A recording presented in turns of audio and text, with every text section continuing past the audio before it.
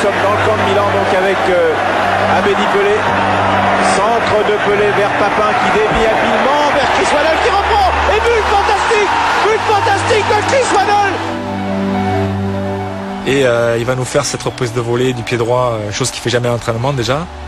Mais quel but et quelle inspiration de Jean-Pierre Papin que d'aller chercher Chris Waddle sur cette balle difficile de Pelé. Et là, il y a le chef-d'œuvre, cette volée de Chris Waddle qui ne peut pas aller plus dans le coin.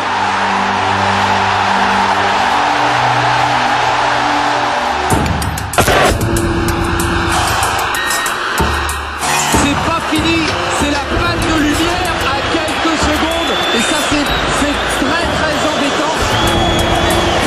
On est stressé, on suit, on ne sait pas. On voit des Milanais en folie, on voit le directeur sportif du Milan qui descend sur le terrain, qui dit aux joueurs rentrez.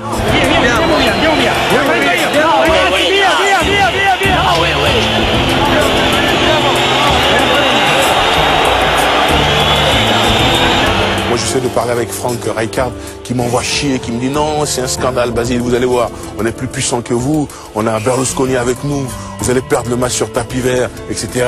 Bon, c'est un peu la folie, on est là et on se regarde, c'est vrai ils ont Berlusconi les mecs, on va peut-être perdre le match.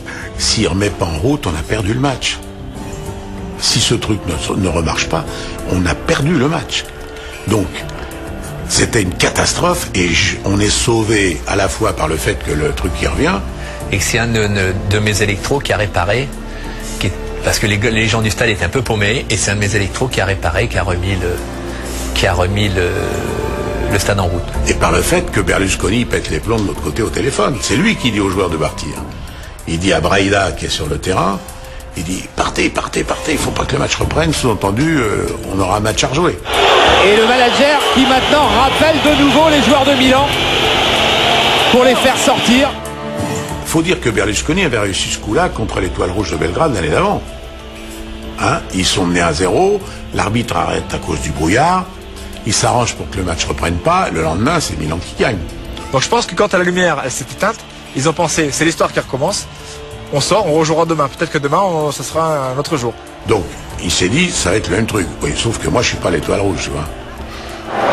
Ah, le coup que peut leur faire l'arbitre suédois, c'est de remettre balle en jeu et de siffler très vite.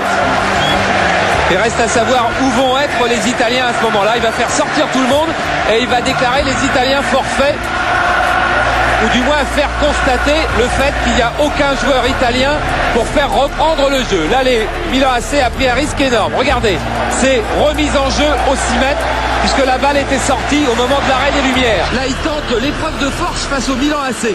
Il va envoyer son juge de touche à hauteur. Voilà, il a sifflé le 6 mètres. Aucun joueur de Milan n'était sur le terrain.